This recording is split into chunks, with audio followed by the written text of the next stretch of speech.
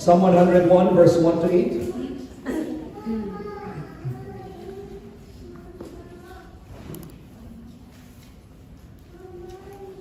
For the past month, I think more than a month na tayo, we have been talking about the topic of ministry. Last week, our lesson was about Aquila and Priscilla. So ngayon naman, I want to break down a psalm for us. Psalm 101, 1 to 8, salit-salita natin basahin. I will sing of the mercy and judgment, unto thee, O Lord, will I sing. I will behave myself wisely in a perfect way. O when wilt thou come unto me? I will walk within my house with a perfect heart. I will set no wicked thing before mine eyes. I hate the work of them that turn aside. It shall not cleave to me. For your heart shall depart from me. I will not know a wicked person. Whoso privily slandereth his neighbor, him will I cut off. Him that hath an high look and a proud heart will not I suffer. My eyes shall be upon the faithful of the land, that they may dwell with me. He that walketh in a perfect way, he shall serve me. He that worketh deceit shall not dwell within my house. He that telleth lies shall not tarry in my sight. I will surely destroy all the wicked of the land, that I may cut off all wicked doers from the city of the Lord. Amen. So, based from verse 2, that there is a phrase within my house, and based from verse 7, that the phrase within my house was mentioned again. Matthew Henry called this psalm the household psalm. So I want to preach this message I entitled, My Home, My First Ministry. Amen. So I want you to look at your seatmate. Tell your seatmate, your home, your first ministry. Okay, tell your seatmate. Your home, your first ministry. Amen. Let us be seated in the presence of our God.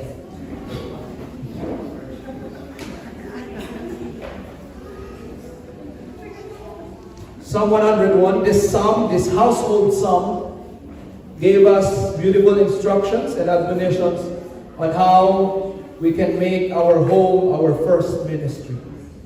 So, 4 lessons for us tonight. Number 1, immediately. Number 1, strive to have justice and mercy in your home. Amen. So this is how we minister to our home, that in our house, sa bahay natin, sa ating mga pamilya, we will strive to have justice and mercy. This psalm mentions 2 attitudes that must become a culture of our home. You will look at the verse, nakalagay dyan, judgment or justice and mercy. So I always tell this, pag nababanggit ko yung word na justice, ang ibig sabihin ng justice is this, it's proper verdict, meaning you reward what is good and you punish what is wrong. So that's the basic meaning of justice.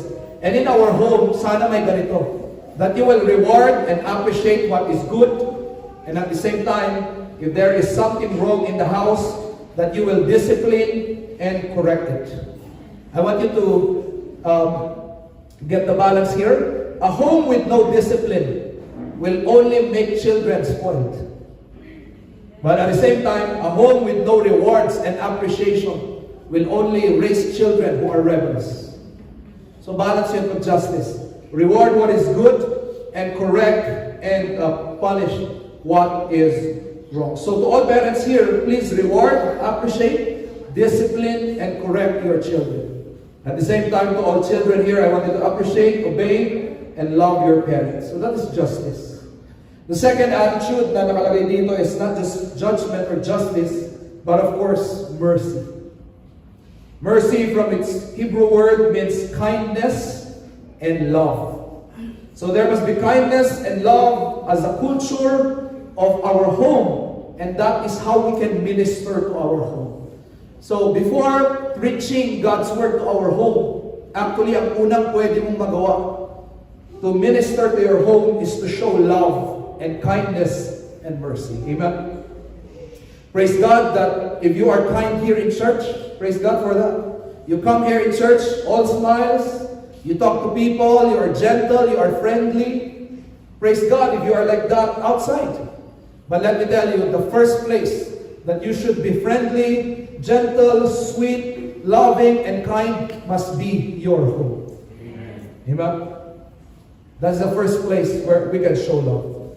Let me give you some people here na maganda yung kanilang testimony when it comes to love in the family. William Gage, for example, was a man that was great. He preached 3 times a week for 45 years, helped the poor, mentored other pastors, and wrote 11 books. A student of William Gage wrote this. Ito ang kanyang sinulat. Ang ganda, sabi niya, "No one, his wife, nor his children, nor servants with whom he lived and worked all those years, ever observed an angry countenance, nor heard any angry word proceed from him toward any of them. No wonder, he was a pastor greatly supported by many people." Ganda, di ba? Why? Because in the home, there was love and kindness. If you want to be a great leader supported by many people, amen, practice love and kindness. Amen. Another person I would like to mention here, the great evangelist George Whitefield spent a weekend in the house of Jonathan Edwards. If you know Jonathan Edwards, he is America's greatest theologian. Yun ang term sa kanya. He was the man, he is a revivalist, a man who preached yung sermon na sinners in the hands of an angry God. Sinulat ni George Whitefield, ito sinabi niya, "Mr. Edwards is a solid, excellent Christian.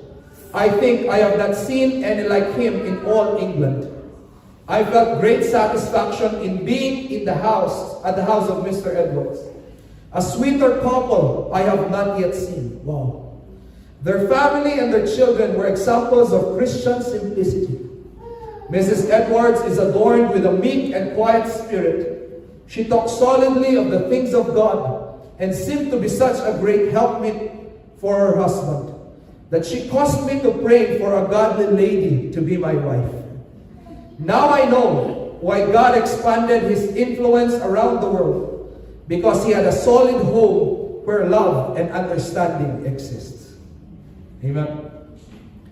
Folks, children who grow up in a home where there is very little love, even if you will ask our psychologists here, developmental psychology, lalaki ang bata sa lugar na kokonti ang pagmamahal, I tell you, they cannot reach far. But sino yung mga tao who will reach far?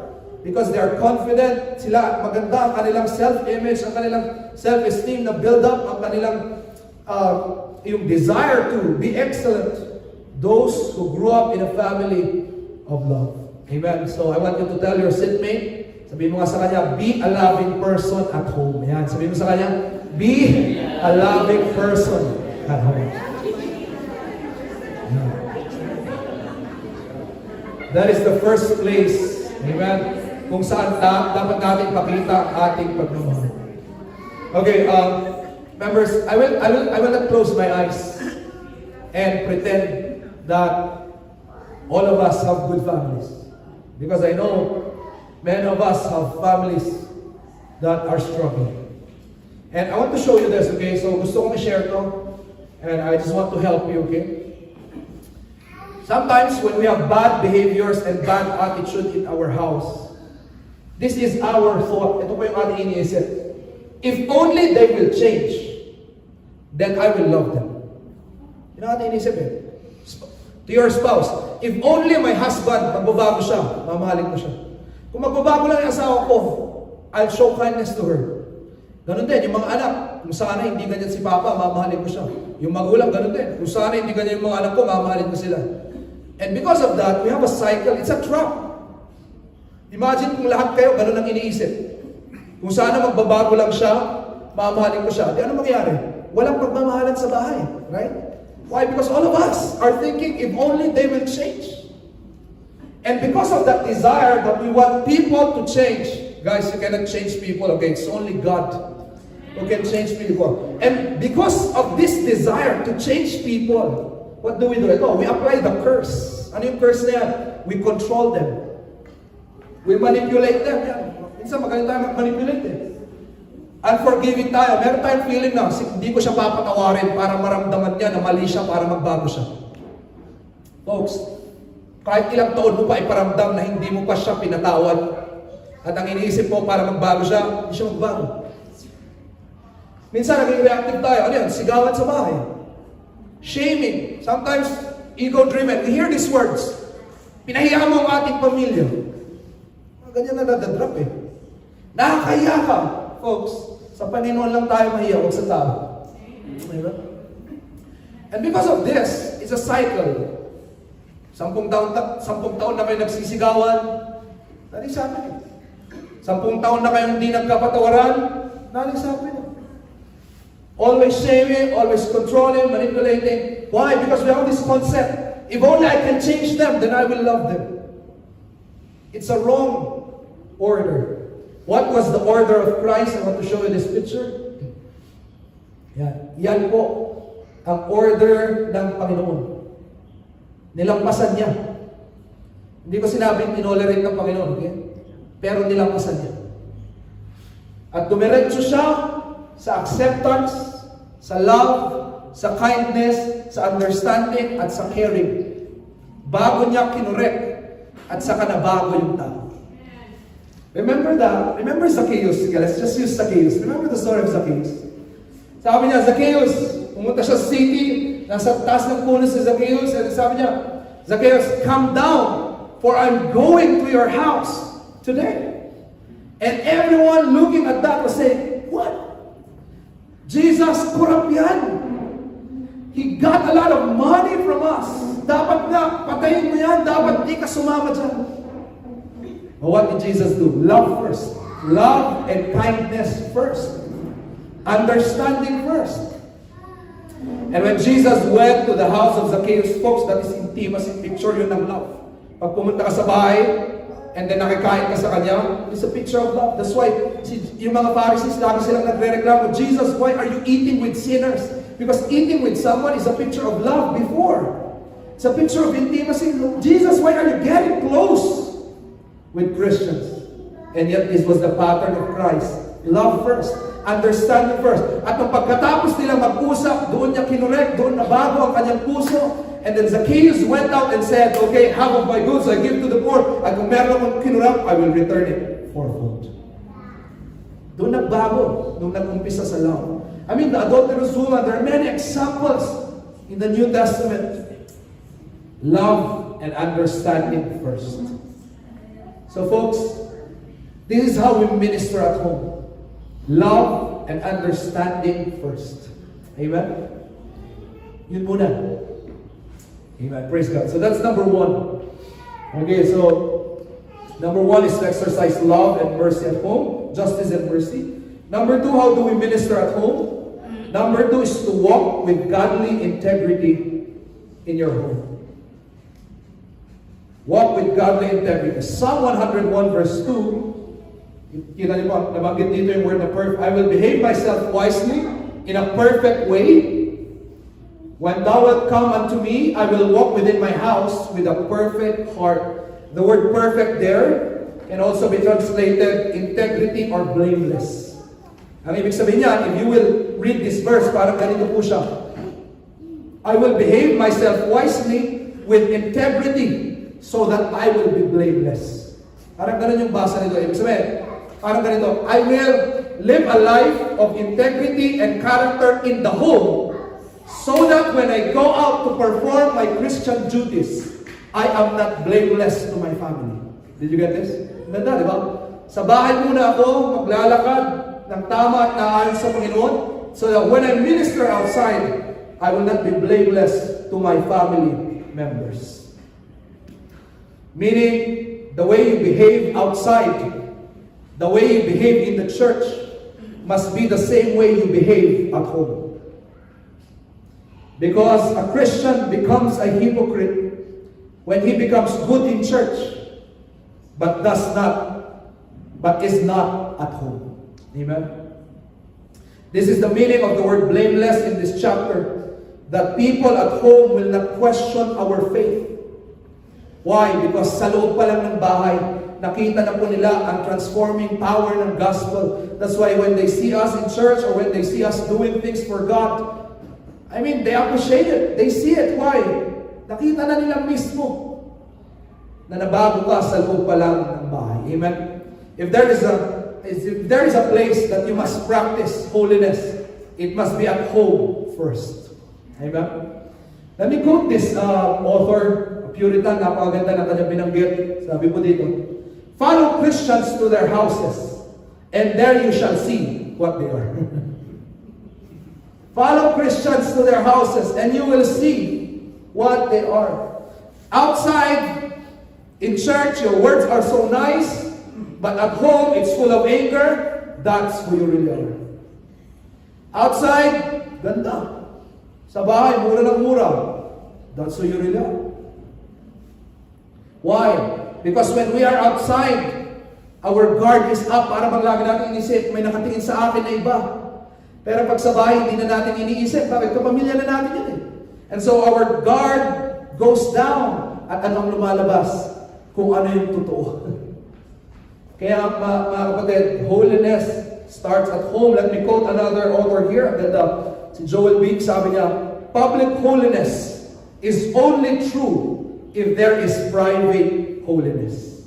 Get this line. Aside from God Himself, no one sees our true character more clearly than our wife, children, siblings, and the people who live with us.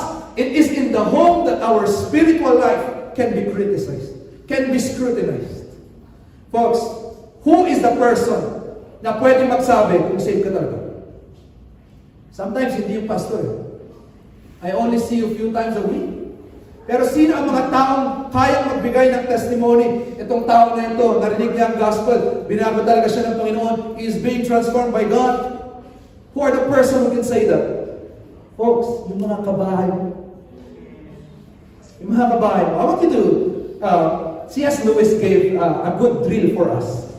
Sabi niya, Christians, why don't you go home and ask your family members, do you feel that I am saved? Umuwi daw tayo. Tapos tanongin natin yung ating mga asawa, Han, nararamdaman mo ba na may Panginoon sa buhay ko? Anak, nararamdaman mo ba na may Panginoon sa buhay ko? Pa, nararamdaman mo ba? Ma, nararamdaman mo ba na may pagbabago at ang Panginoon nasa buhay ko? And I tell you, you will be shocked by the answers. That's why, very important na merong integrity. Ang tunay, where is the place? Wives, where is the place that you will really show submission to your husbands for the glory of God? It's in the home. Husbands is the same. Kahit hindi na kayo PDA sa labas, kahit hindi na kayo public display of affection, but where's the best place to show your love? It is at home. Amen? Children, where do we obey our parents best? It should be at home. Holiness must be first practiced in the home. Amen. That's number 1. And number 2. Number 3 is this. Ano pa ang matututunan natin sa psalm na ito? Number 3. Guard the purity of your home. So how do you minister to your home? Guard the purity of your home. And I want you to listen with this point. This is very nice. Psalm 101 verse 3. Look at verse 3. I will set no wicked thing before mine eyes. I hate the work of them that turn aside. It shall not cleave to me. Yung word na wicked po dyan, ang ibig sabihin niyan is any evil thing that corrupt morals. And at the same time, yung word na cleave is yung word na to come near. So if I would read this, parang ganito siya basahin, I will not let any evil thing that will corrupt the moral of my kids come into my house. Parang ganito. I will not let anything that is evil, an evil influence that will come to our house, come near my house. I will not let it come in. Kaya nga po, I want to say this, folks, guard your home. Amen? To all parents here, guard your home. Sige, ito, next slide. Ito, may mga binigay ako examples dito. Check the exposure of your family to social media. Ito, mga practical na lang po itong mga ito, okay? Pero very important. Why? Ito ang ginagamit ni Satan ngayon. Social media, check it. When we were young, you know this, I always tell this testimony. When we were young, our parents did not buy us television at home. Hindi ko naman sinasabing kayahin niyo din. Pero ang point is, kailangan bantayan ito. Ang mga pinapanood, ang mga music na pinapakinggan, ang mga movies, especially you, parents here who have small children. I know there's a temptation na ipaalaga kay YouTube Kids. Yung mga anak mo. I know, it's tiring, I know. Pag pinawag mo sila ng cellphone, di na sila iiyak.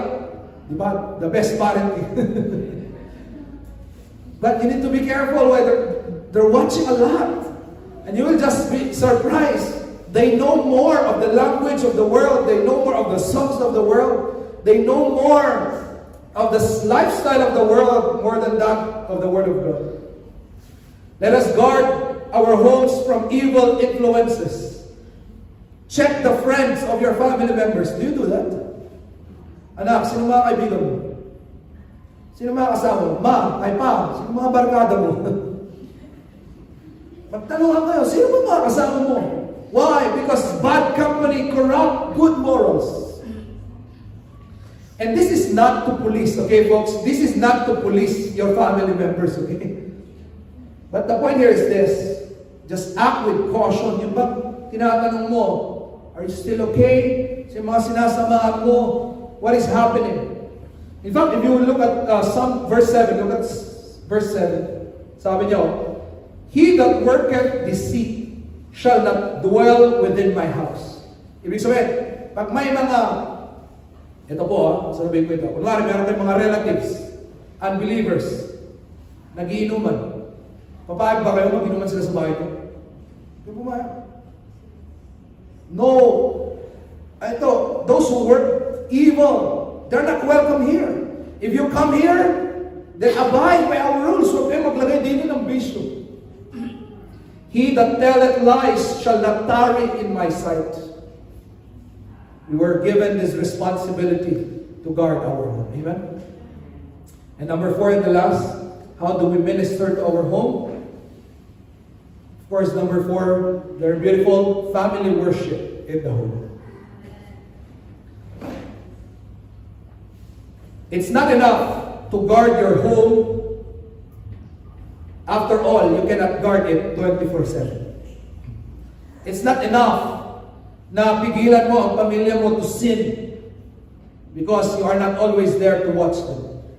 But what will create a lasting change and transformation in your homes is when there is worship, when there is the Word of God, when there is much prayer and worship in the home. Charles Spurgeon said this quote, Christians have long recognized that God often uses the restoration of family worship to bring revival to the church. Do you want our church na continuous ang ating revival? It starts with the restoration of our family worship. Without family worship at home, transformation will not really happen. And I want to give a warning for parents who are very strict. Okay, strictness, let's just say, kung balance naman yan with love, that's okay, that's fine. But I tell you, no matter how strict you are, if the Word of God, and if prayer, and if worship is not present, it will not last. Ang mangyayari dyan is this, pag wala ka, gagawin ulit nila. Why? The change was external. It did not come from the heart because only the Word of God and prayer and the Holy Spirit can transform us from the heart. I don't know, especially parents here na professionals na yung mga anak ninyo. I remember this. There was a time me and my brothers nagkaroon ng mga issue with us, mga magkakapatid. Alam niyo, ginawa ng aking nanay, bumuo siya ng chat group namin. At sa chat group na yun, every day, I prayed for you, anak. What's your verse today? What's your prayer today? Why? Professionals na kami during that time. Kanya-kanya na kami ng bahay. But the point here is this, my mom realized, hindi yung pagpupulis niya, yung galit niya, yung tutulong sa, it can only do so. Pwede naman yun. It can help. But what can do lasting change? Prayer, the Word, amen? worship. Kaya nga po ito, parents, okay, if your family is having some trouble, what do? Immediately gather them, anak, let's pray.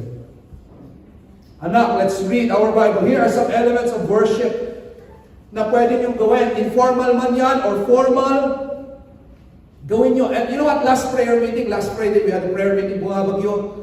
I allowed you to give, all of you, nagbigay kayo ng testimony of how did you spend your time with your family during the typhoon. I was so happy as a pastor. I tell you, when I was listening to your testimonies last week, tuwang-tuwa ako, may mga nagsabi sa inyo, parang first time po namin nag-pray, buti na lang bumagyo. First time po namin nag-uusap-usap, buti na lang walang kuryente, walang cellphone, that's why we have time to read the Bible. Why? Folks, huwag na natin antayin bumagyo para mag-family worship tayo at walang kuryente at walang wifi bago tayo mag-family worship. Let's do this week by week, amen? Formal or informal, my schedule or instruction of the Word of God. Come on, tell your family members, instruct them about the Word. Kumanta kayo, prayer and praise. Read the Bible together. Ito, kaya nga meron tayong weekly Bible reading. Actually, parents, I am indirectly helping you to lead Bible reading in your family. Anong ganito lang yung sasabihin nyo, anak, okay, sinet ni Pastor, ito yung Bible reading natin this week. Tara, sabay-sabay tayo magbasa. I am indirectly helping you, parents. Magkaroon kayo ng godly conferences. Ano yan? Yung habang kumakain kayo. House school. After that, you give biblical wisdom. How's your love life, anak? Tapos you give biblical wisdom. There's admonition and rebuke.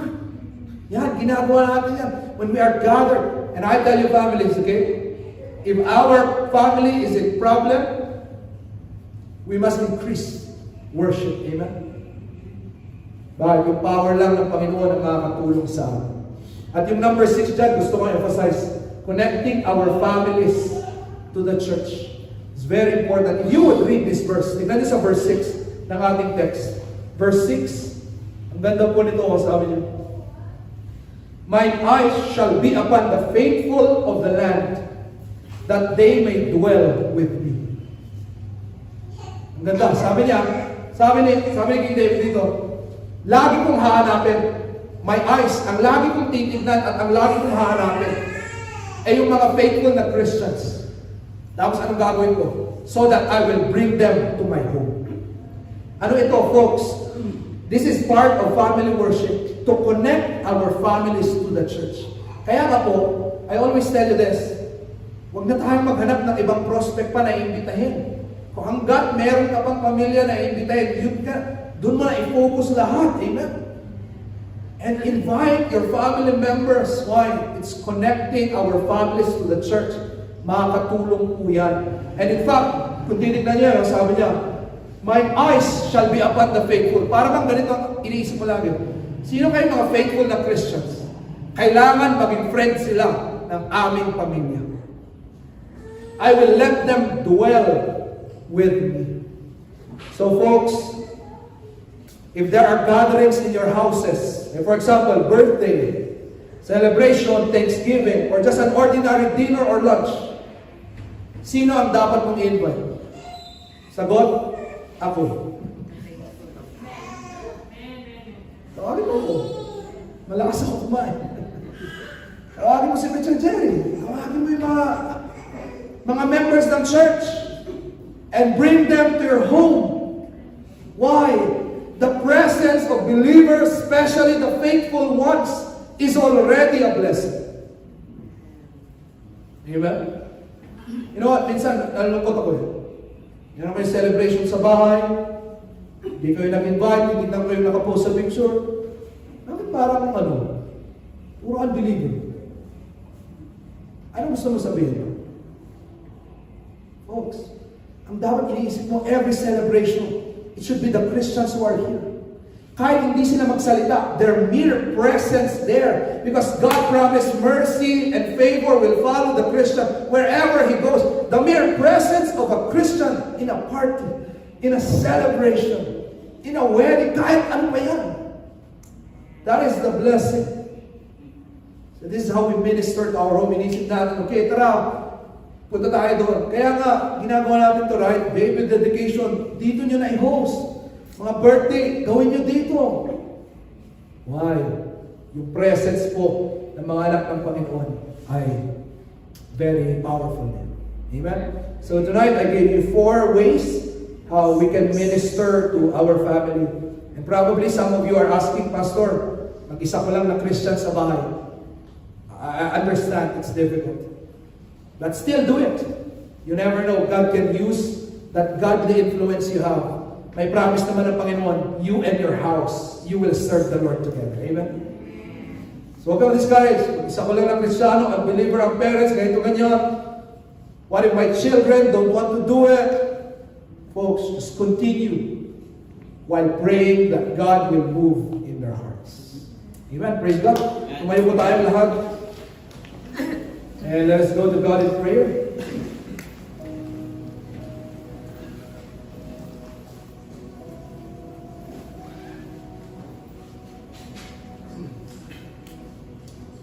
Let us raise our hands in prayer as we ask the Lord to bless our families. Our Heavenly Father, Lord, you know our families. You know it, Lord. You know those na mga pinagpipray namin, Panginoon, na hindi pa ligtas at mga hindi pa nakakilala sa inyo, Panginoon. Ang aming puso ay umiiyak para sa kanila. How we wish we are together serving you. Lord, help us to be a godly influence to them. And I know, Lord, siguro ang iba dito napapagod na being a godly influence na para bang walang effect sa mga family members. Lord, encourage that person. Empower that person to continue being a salt and light in his house. To continue to be a loving testimony to that house. Until such time na iligtas mo ang mga kapamilya, Panginoon. At dalhin mo rin sila sa simbahan so that we can have one Lord, one faith, and one baptism. Lord, you know our families. Panginoon, alam mo ang iyak ng bawat parent dito sa mga anak nila, Panginoon, who is involved with sin probably, or far from you. I pray, Lord, that you will intervene. I pray, Lord, that you would work. Sometimes when it comes to our family members, we always have this feeling, para bang walang nangyayari, Panginoon. But I pray that you will work. That you will move. Convict hearts, Lord. Save souls. Break pride. Break sin. Panginoon, tulungan mo ang bawat pamilya. Lord, I don't know if someone here is in a bad marriage, bad father-son relationship, daughter-mother relationship. It's so hard. Lord, you promised that if we cry to you and give this burden to you, you will give the solution, you will give us rest. So Lord, teach us to trust. At habang ginagawa namin itong mga points sa sum na ito, Panginoon, gumalaw po kayo. Panginoon, maawa po kayo sa aming mga pamilya. It's our desire to bring our families to you. So help us, Lord. Help us. Lord, I pray that this message also became a rebuke for us. Ang Panginoon, tumigil na sa pagmamahal. Kami na mga bumaba ang patience. Panginoon, kami na hindi nagpa-family worship. Sana, Panginoon, na-review kami dito. And we will renew our vows to restore family worship at home. To restore singing worship songs at home. Please, Lord, help us. Especially in this busy world, Lord, parang wala na kaming oras to minister to our family. Help us. Ngayon, as a pastor, I raise up to you the families represented dito sa aming simbahan. Please hold us in your hand. Lord, I dedicate all of our families to you. In the name of the Father, and of the Son, and of the Holy Spirit. Amen. Amen. Lapakan mo na agad.